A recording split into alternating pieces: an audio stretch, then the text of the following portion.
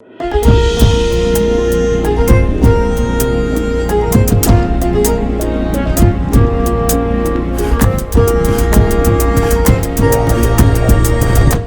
ጤና ይስጥልኝ ውድ የፈታ ዴሊ ተከታታዮቻችን፣ ይህ የዕለተ አርብ የረፋድ ጥንቅራችን ነው።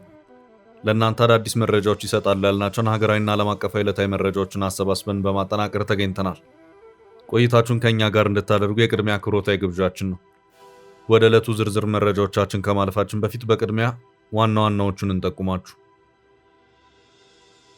መንግስት ይፋ ያልተደረገ ሚስጥራዊ ድርድርን ሲያደርግ ነበር። ድርድሩም ለአንድ ዓመት ተኩል ያህል የዘለቀ ነበር የሚል አንድ ዘገባ ወጥቷል። መሃል ላይ ኤርትራ፣ ህወሓትና ግብጽ ጠለፋ ያካሄዱን መስሏል። ተደራዳሪው አካል ኃይል አስተላለፉን ቀይሯል። ሙሉ መረጃውን ይዘነዋል። በአማራ ክልል ታጣቂዎች በሰነዘሩት ጥቃት በርካቶች ተፈናቅለዋል። ህወሓት ያደራጀው ኃይል ነውም ተብሏል። በዚሁ ታጣቂ ኃይል እንቅስቃሴ ዙሪያም ያለውን ዕለታዊ መረጃ ተመልክተነዋል። በተጨማሪም ከትግራዩ አፈሳ ጋር በተያያዘ የወጣውን ሌላ አዲስ መረጃ፣ ከሰሞኑ በኦሮሚያ ክልል በምስራቅ አርሲ ሀገረ ስብከት ወረዳዎች በኢትዮጵያ ኦርቶዶክስ ተዋሕዶ ቤተክርስቲያን ምዕመናን ላይ የተፈጸመውን ጥቃት ተከትሎ የቤተክርስቲያኑ አመራሮች ከፌዴራል መንግስትና ከኦሮሚያ ክልል አመራሮች ጋር ስለመወያየታቸው፣ የሶማሊያን ሞቃዲሾ ያገረሸውን ጦርነት፣ እንደዚሁም አትሌቱ አብሮት ልምምድ ሲሰራ በነበረው የሙያ አጋሩ በጥይት ተመቶ መገደሉን እንመለከታለን። እስከ ጥንቅራችን ፍጻሜ አብራችሁን ቆዩ። የምንለቃቸው ዕለታዊ ትኩስ ዜናዎች እንዲደርሷችሁ ላይክ፣ ሼር፣ ሰብስክራይብ ማድረግ እንዳትረሱ።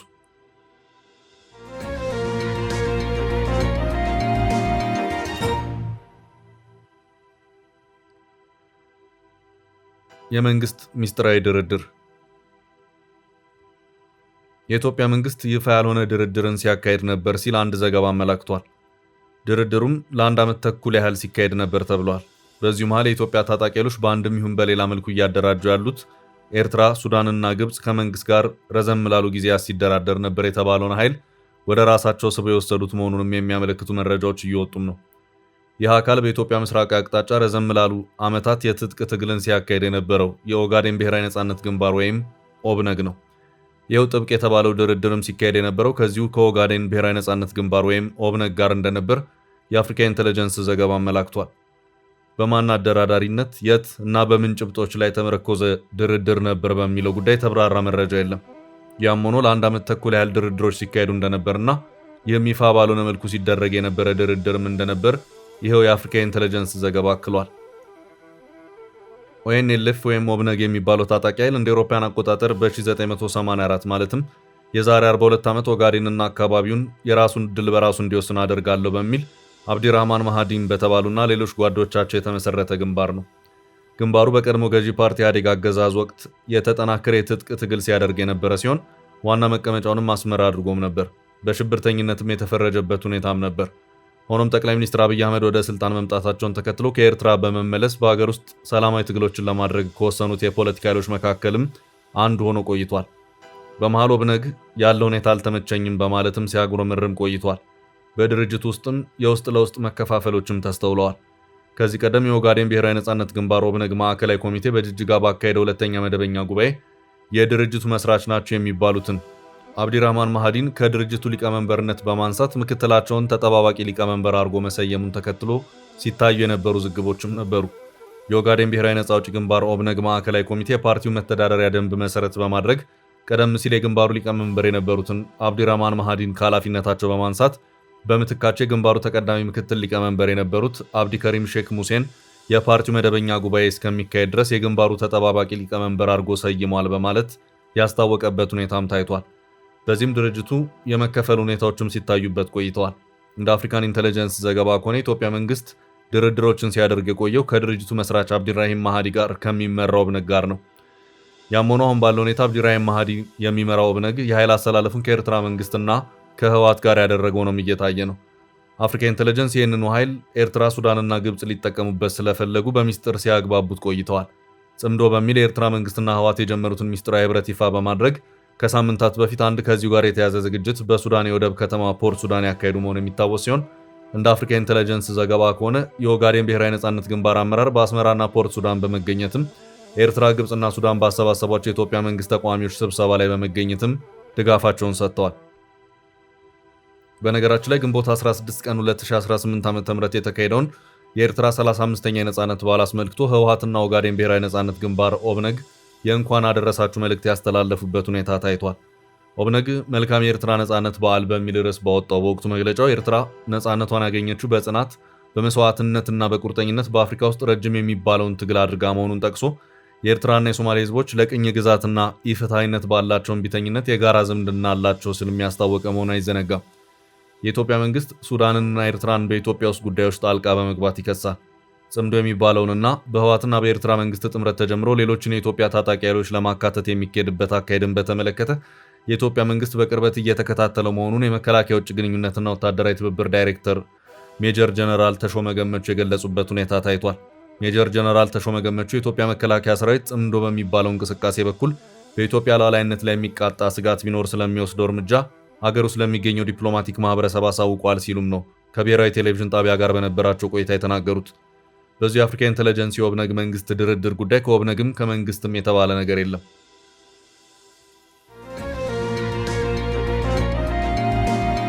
ወደ ቀጣይ መረጃ አለፍን። የትግራይ አስደንጋጭ ሪፖርት። ሁማን ራይትስ ፈርስት ኢትዮጵያ የተባለው የሰብአዊ መብት ተሟጋች ድርጅት ባወጣው የምርመራ ሪፖርት መሰረት ይህ የግዳጅ ምልመላ በአብዛኞቹ የክልሉ አስተዳደር ዞኖች በስፋት እየተፈጸመ ይገኛል። ድርጅቱ ለዚህ ምርመራ ከሲቪሎች፣ ከቀድሞ ታጋዮች፣ ከአካባቢ አመራሮችና ከእስር ካመለጡ ግለሰቦች የተሰበሰቡ 27 የዓይን እማኞችን ምስክርነት መነሻ ያደረገ ሲሆን ድርጊቱ የተጀመረው በሰሜን ምዕራብ ዞን ባህላዊ የወርቅ ማዕድን ፍለጋ በሚካሄድባቸው እንደ አስገደ፣ ዛና፣ ጽምብላ፣ ታህታይ አዲያቦና ታህታይ ቆራሮ ባሉ ወረዳዎች ቢሆንም አሁን ላይ ግን ወደ ማዕከላዊ ምስራቃዊና ተንቤን ዞኖች በከፍተኛ ሁኔታ መስፋፋቱን ሪፖርቱ ይፋ አድርጓል። ይህ የግዳጅ ውትድርና ዘመቻ 3 ዋና ዋና የህብረተሰብ ክፍሎችን በግልጽ ኢላማ ያደረገ ሲሆን የመጀመሪያዎቹ ቀደም ሲል በነበረው ጦርነት በትግራይ ጦር ውስጥ አገልግለው የነበሩና አሁን ከማህበረሰቡ ጋር የተቀላቀሉ የቀድሞ ተዋጊዎች ሲሆኑ ሁለተኛው ደግሞ በ2013-15 ጦርነት ወቅት አባል ያላበረከቱ አባወራዎች ቢያንስ አንድ ሰው እንዲሰጡ መገደዳቸው ነው። ሶስተኛውና ዋነኛው ደግሞ ወጣቶች ከተሰበሰቡባቸው የህዝብ መዝናኛዎች፣ የዲኤስቲቪ መመልከቻ ቤቶች፣ ቢንጎ አዳራሾች፣ መጠጥ ቤቶች፣ ገበያዎች መሬት ይከፋፈላል በሚል ጥሪና የጸበል ቦታዎች ጭምር በኃይል እየታፈሱ ወደ ፍርፍር ወንዝ አቅራቢያ ወደሚገኙ ወታደራዊ ማሰልጠኛዎች መወሰዳቸው ነው። ላብነትም በግንቦት 22 ቀን 2018 ዓ.ም በዛና ወረዳ ወጣቶች የእግር ኳስ ጨዋታ በዲኤስቲቪ እየተከታተሉ ባሉበት ምሽት ኮር 11 በተባለ የጦር ክፍል መጠነ ሰፊ የሌሊት አፈሳ ተካሂዶ በመቶዎች የሚቆጠሩ ወጣቶች በትምህርት ቤት ክፍሎች ውስጥ ታስረው አድረዋል። በተመሳሳይ በሸራሮ ከተማ 51 ወጣቶች በወረዳ አስተዳደር ህንፃ ውስጥ ታስረው በነበረበት ወቅት በሌሊት የዘነበን ዝናብ ተገን በማድረግ እና ነጠላና ስስ ልብሶችን አንድ ላይ በማሰር በመስኮት በኩል 36 ወጣቶች ማምለጥ የቻሉ ሲሆን አረጋውያንና በቀድሞ ጦርነት አካል ጉዳተኛ የሆኑ 17 ሰዎች ግን መውረድ ባለመቻላቸው ወደ ጦር ክፍል ተወስደዋል። እንዲሁም ከለቅሶ ድንኳን ውስጥ ሳይቀር በፖሊስና በታጣቂዎች ተጎትቶ የተወሰደ ዩኒቨርሲቲ ተማሪ ጉዳይ በሪፖርቱ ተጠቅሷል። ሁማን ራይትስ ፈርስት ኢትዮጵያ ይህ አሰቃቂ ድርጊት የኢትዮጵያን ህገ መንግስት፣ የአፍሪካ የሰብአዊና የህዝቦች መብቶች ቻርተርን እንዲሁም ዓለም አቀፍ የሰብአዊ መብቶች ድንጋጌዎችን በግልጽ የሚጥስና የዜጎችን የመንቀሳቀስ መብት የሚጋፋ ነው ሲል ኮንኗል። ድርጅቱ በትግራይ የሚገኙ የክልሉ ባለስልጣናት ይህንን የግዳጅ ምልመላ በአስቸኳይ እንዲያቆሙ፣ የታሰሩትን እንዲፈቱና የሰብአዊ መብት ተሟጋቾች ማሰሪያ ቦታዎችን እንዲጎበኙ እንዲፈቅዱ ጥሪ አቅርቧል።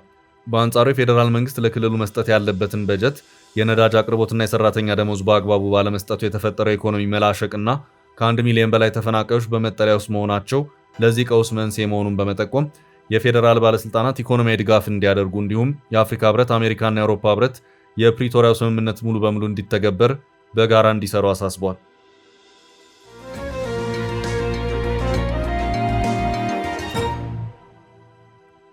በቀጣይ ርዕስ በአርሲው ጉዳይ ከፌዴራሉና ከኦሮሚያ ክልላዊ መንግስት ጋር ውይይት ተካሄደ። ከሰሞኑ በኦሮሚያ ክልል በምስራቅ አርሲ ሀገረ ስብከት ወረዳዎች በኢትዮጵያ ኦርቶዶክስ ተዋሕዶ ቤተክርስቲያን ምዕመናን ላይ የተፈጸመውን ጥቃት ተከትሎ የቤተክርስቲያኑ አመራሮች ከፌዴራሉ መንግስትና ከኦሮሚያ ክልል አመራሮች ጋር የተወያዩ መሆኑ ታወቀ። የቤተክርስቲያኑ የህዝብ ግንኙነት መምሪያ ባጋራው መረጃ ውይይቱን ያካሄዱት በጠቅላይ ስራ አስኪያጁና በቅዱስ ሲኖዶስ ዋና ጸሐፊ የሚመራ የቤተክርስቲያናችን የልዑካን ቡድን ነው። ውይይቱም የተካሄደው ከሰላም ሚኒስቴርና ከኦሮሚያ ክልላዊ መንግስት ከፍተኛ የሥራ ኃላፊዎች ጋር መሆኑ ታውቋል። ከዚህ ቀደም ብሎ ግድያውንና ጥቃቱን በተመለከተም ቋሚ ሲኖዶስ በጉዳዩ ዙሪያ ውይይት በማድረግ ውሳኔ ያሳለፈ መሆኑን መረጃው አመላክቷል። በዚህም በብፁዕ አቡነ ሳዊሮስ የጠቅላይ ቤተ ክህነት ዋና ስራ አስኪያጅ፣ የደቡብ ምዕራብ ሸዋና የሸገር ከተማ አህጉረ ስብከት ሊቀ ጳጳስና በብፁዕ አቡነ ዲዮስቆሮስ የቅዱስ ሲኖዶስ ዋና ጸሐፊና የራያ ሀገረ ስብከት ሊቀ ጳጳስ የተመራ ከፍተኛ የቤተ ክርስቲያናችን የልዑካን ቡድን ከሰላም ሚኒስቴር ሚኒስትር አቶ መሐመድ ኢድሪስ፣ ከሚኒስትር ዴኤታው ከዶክተር ኸይረዲን ተዘራና ከሚኒስትር መስሪያ ቤቱ ከፍተኛ የሥራ ኃላፊዎች ጋር የተወያዩ መሆኑን የቤተ ክርስቲያኗ የሕዝብ ግንኙነት መምሪያ አስታውቋል። በቤተ ክርስቲያኗ በኩል ተወያዮቹ መንግስት የችግሩን ምንጭ አጣርቶ ዘላቂ መፍትሄ እንዲፈልግና በአካባቢው ማስተማማኝ ሰላም እንዲያሰፍን፣ በአሁኑ ወቅት በችግሩ ምክንያት የተፈናቀሉ ወገኖች ወደ ቀያቸው የሚመለሱበትና መልሶ የሚቋቋሙበት ሥራ እንዲሰሩ፣ ወንጀሉን የፈጸሙ ሰዎችም ለፍርድ ቀርበው ቅጣታቸውን እንዲያገኙ እንዲደረግ የጠየቁ መሆኑን ታውቋል። በውይይቱ ላይ የተገኙት ብፁዕ አቡነ ኤልሳ የምስራቅ አርሲና የጅጅጋ አህጉረ ስብከት ሊቀ ጳጳስ በሀገረ ስብከታቸው የተከሰተውን ችግር በማስመልከት ዝርዝር መረጃዎችን በቁጥራዊ ማስረጃዎች አስደግፎ ያቀረቡ መሆኑን ተመላክቷል። የሰላም ሚኒስቴር ሚኒስትር አቶ መሐመድ ኢድሪስ በመንግስት በኩል በአስቸኳይ አጣሪ ቡድን ተቋቁሞ ወደ ስፍራው መላኩን አመልክተዋል ተብሏል። የአጣሪ ቡድኑን ሪፖርት መሰረት በማድረግም አስፈላጊው እርምጃ ይወሰዳል ማለታቸውም ታውቋል። በተጨማሪም ከኦሮሚያ ክልላዊ መንግስት ከፍተኛ የሥራ ኃላፊዎችና ከብልጽግና ፓርቲ ጽህፈት ቤት አመራሮች ጋር ውይይት መደረጉም ታውቋል። በውይይቱ ወቅት የክልሉ ከፍተኛ የሥራ ኃላፊዎች የክልሉ መንግስት በስፍራው የተከሰተውን ችግር ለመቆጣጠርና ሊከሰት ይችል የነበረውን ተጨማሪ አደጋን ለመከላከል የሚያስችል ከፍተኛ ተጋድሎ ማድረጉን፣ በአሁኑ ወቅትም ወደ ስፍራው አጣሪ ቡድን መላኩንና የማጣራት ውጤቱን ተከትሎም አጥፊዎችን ለህግ የማቅረቡ ሥራ እንደሚቀጥል ጠቁመው ቤተ ክርስቲያኗ ምዕመናንን ለማጽናናትና ድጋፍ ለማድረግ በምታደርገው ጥረት ሁሉ የክልሉ መንግስት አስፈላጊውን ድጋፍ ያደርጋል መባሉንም የቤተ ክርስቲያኗ የሕዝብ ግንኙነት መምሪያ መረጃ አመልክቷል።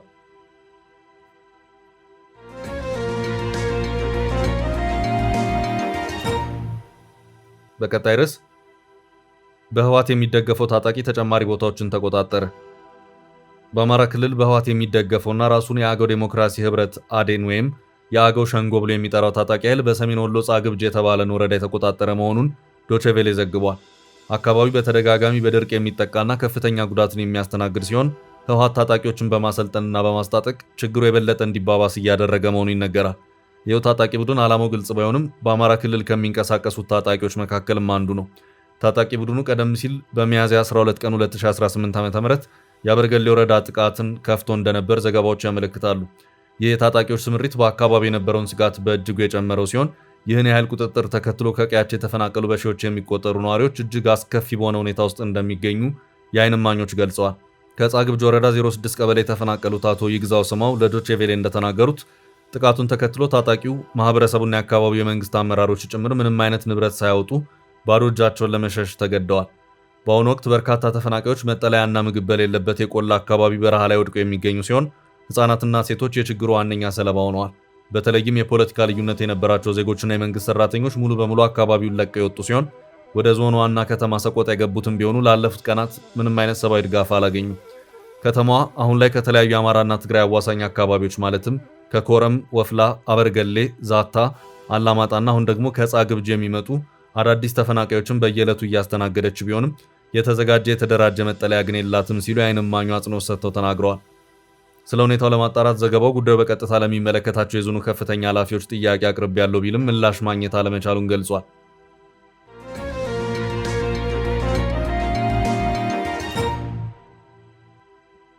በቀጣይ ርዕስ የሞቃዲሾ ግጭት ወደ ከተማ ውስጥ ጦርነት አድጓል። በሺዎች የሚቆጠሩ ሲሰደዱ ግጭቱ በሜካናይዝድ ኃይል የተደገፈ ሆኗል። የጎረቤት ሶማሊያ ዋና መዲና ሰላም ከራቃት 2 ቀናት ተቆጥረዋል። ከትላንት ወዲያ ከ10 ሰዓታት በላይ የቆየ የተኩስ ልውውጥና ግጭት የተሰማባት ሞቃዲሾ በትላንትናው ዕለትም ግጭቱ ግለቱ አይሎና ተባብሶ ቀጥሎ ታይቷል። የተኩስ ልውውጥ ወደ ከተማ ውስጥ ውጊያ ያደገ መሆኑን የሶማሊያ የዜና ምንጮች እየዘገቡ ያሉት የሶማሊያ መንግስት ኃይሎች ብረት ለበስ ተሽከርካሪዎችንና በግጭቱ ወቅት ከባድ መድፎችን ጭምር ሲጠቀሙ ታይተዋል። ጦሩ የሶማሊያ ተቃዋሚዎችን ይዞታ በመደብደብ ላይ ይገኛል። ከ10 ዓመታት ወዲህ በሞቃዲሾ ታይቶ የማይታወቅ የጸጥታ መናወጥ መፈጠሩን የተነገረው ግጭቱንና ተኩሱን ተከትሎ በሺዎች የሚቆጠሩ ሰዎች ዋና ከተማዋን ለቀው ለመውጣት መገደዳቸውም ተሰምቷል። ሲቪሊያኖች ቤታቸውን ጥለው ወደ ሞቃዲሾ አጎራባች ስፍራዎች እየተሰደዱ ሲሆን በጸጥታ ኃይሎች መካከል የጎሳ መስመር መከፋፈል እየሰፋ መምጣቱ ተዘግቧል። የአፍሪካ ቀንዱ ሀገር አደገኛ ሁኔታ ውስጥ መግባቷ የተነገረ ሲሆን አልሸባብ ከቀውሱ ለመጠቀም በከፍተኛ ደረጃ መንቀሳቀስ መጀመሩም ሌላው ራስ ምታት ሆኗል። በግጭቱ ሳቢያ በንብረትና በመኖሪያ ቤቶች ላይ ከፍተኛ ውድመት መድረሱን ተነግሯል። ረቡዕ ዕለት የተጀመረው ግጭት ትላንት ቀኑ ሙሉ ቀጥሎ ያለ ሲሆን በሞቃዲሾ በጎሳ በተከፋፈሉ መንደሮችና መንገዶች ላይ ተኩሱ ቀጥሏል። በከተማው ማካ አልሙካርማ በሚሰኘው መሰረታዊ መንገድ ላይ ተቃዋሚዎች መንገድ በመዝጋት ተኩስ የከፈቱ ሲሆን የመንግስት ኃይሎች ሞርታርና ከባድ መድፎችን ጭምር ተቃዋሚዎችን ለመበተን መጠቀማቸውን ሂራንና ሶማሊያ ጋርዲያን የተሰኙ የዜና ምንጮች ዘግበዋል። በሞቃዲሾ ከፍ ሲልም በሶማሊያ ግዙፍ እንደሆነ የሚነገርለትና የመርካቶ አምሳያ የሆነው የባካራ ገበያ የከተማው ጦርነት ማዕከል መሆኑ ተነግሯል። ሲቪሊያኖች ተጨናንቀው በሚገኙበት በዚህ የገበያ ስፍራ የተኩስ መናወጡ ነዋሪዎችን አሸብረዋል። ተኩሱን ተከትሎ በገበያ ማዕከሉን እሳትና ጭስ መፈጠሩን የሚያሳዩ የምስልና የቪዲዮ ማስረጃዎች በሶማሊያ ማህበራዊ ሚዲያ ገጾች ላይ ሲዘዋወሩ ታይተዋል። ግጭቱ በቅድሚያ የተፈጠረው የሶማሊያ መንግስት ኃይሎች የቀድሞ የሀገሪቱ ጠቅላይ ሚኒስትር ሐሰን አሊ ኻይሬን መኖሪያ ቤት በጸረ ታንክ መሳሪያ መምታታቸውን ተከትሎ ነው። የሶማሊያ መንግስት ኃይሎች ለጥቃቱ ድሮኖችን ጭምር እየተጠቀሙ መሆኑ ተነግሯል።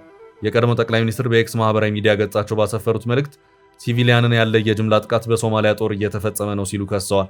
ጥቃቱ እሳቸውን ለመግደል ያሰበና ያለመ መሆኑንም ገልጸዋል። በሺዎች የሚቆጠሩ ነዋሪዎች ከተማዋን ጥለው የተሰደዱ ሲሆን በከተማው ከፍተኛ የትራፊክ መጨናነቅም ተፈጥሯል።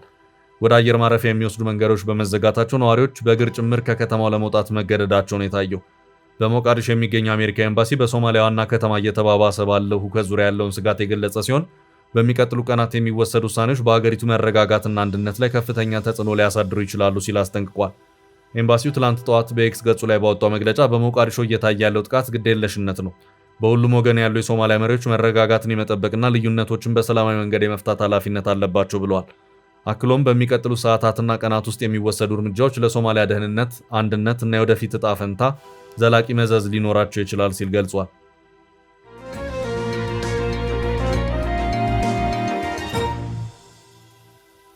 በቀጣይ ርዕሳችን አትሌቱ በጥይት ተገደለ። በኦሮሚያ ክልል ሸገር ከተማ አስተዳደር ስር በምትገኘው ሰንዳፋ አካባቢ የስፖርቱን ማህበረሰብ ልብ ሰባሪ ድርጊት ተፈጽሟል። የወደፊት የአገር ባለውለታና የነገ የድል ህልሙን ሰንቆ በልምምድ ሜዳ ላይ የነበረው ወጣት አትሌት የይስ ታደለው በጥይት ተመቶ ወዲያውኑ ሕይወቱ አልፏል። ከትላንት በስቲያ ጥቃቱ የተፈጸመበት አትሌቱ የድል ተስፋ አንግቦ ላባቸውን ከሚያፈሱ የሙያ አጋሮቹ ጋር ልምምድ በማድረግ ላይ እንደነበር ነው የታወቀው። ይሄ ልምምድ ሜዳ አትሌቱ ሕይወት የተቀጠፈበት ቦታ ሆኖ ማብቃቱ በአካባቢው ነዋሪዎችና በስፖርቱ ማህበረሰብ ዘንድ መደናገጥንና ጥልቅ ሐዘንን ፈጥሯል።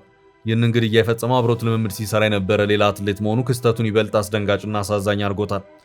በአዲስ አድማስ ጋዜጣ ማህበራዊ ገጽ ላይ በወጣው ይፋ ዘገባ መሰረት ለዚህ አሰቃቂ ወንጀል መነሻ የሆነ ምክንያት ገዳዩ አትሌት በሟቹ ላይ መተት አስደረገብኝ፣ አስጠነቆለብኝ በሚል የፈጠረው ቂም እንደሆነ ታውቋል። ይህንን የቂም ሐሳብ በውስጡ አሳድጎ የነበረው ገዳይ የስፖርት አጋሩን በጭካኔ በጥይት መትቶ ከገደለ በኋላ ከአካባቢው ለማምለጥ ሞክሮ ነበር። ይሁን እንጂ ድርጊቱን በቅርብ የተከታተለው የሰንዳፋ አርሶ አደሮች ወንጀለኛውን ለመያዝ ተኩሱ ጭምር በመለዋወጥ ከነመሳሪያው እጅ ከፍንጅ በመያዝ ለሕግ አስረክቦታል። በአሁኑ ወቅት ገዳዩ በፖሊስ ቁጥጥር ስር ውሎ ጠንካራ የወንጀል ምርመራ እየተደረገበት ይገኛል። የወጣቱን አትሌት የነገ ብሩህ ተስፋ የቀጠፈው የአሰቃቂ ክስተት መላውን የስፖርት ቤተሰብ በከፍተኛ የሐዘን ድባብ ውስጥ ጥሎታል። የሟቹ አትሌት የይስ ታደለው የቀብር ስነ ስርዓት በበኬ ማርያም ቤተክርስቲያን በትላንትናው ዕለት ተፈጽሟል። በስነ ስርዓቱ ላይ በርካታ የሙያ አጋሮቹ፣ ታዋቂ አትሌቶች፣ ወዳጅ ዘመዶቹና የስፖርት ማህበረሰቡ አባላት የተገኙ ሲሆን ሁሉም በወጣቱ ላይ በደረሰው ድንገተኛ ሞት የተሰማቸውን ጥልቅ ሐዘን ገልጸዋል። ውድ ቤተሰቦቻችን ለዛሬ ያዝንላችሁን ርዕሰ ጉዳዮች እዚህ ላይ ቋጨን። ላይክ፣ ሼር እና ኮሜንት በማድረግ ለቻናላችን ድጋፋችሁን መግለጽ እንዳትዘነጉ እያልን ከሌሎች መረጃዎች ጋር ደግመን እስክንገናኝ ቸር ያሰማን ስንል ተሰናበትን።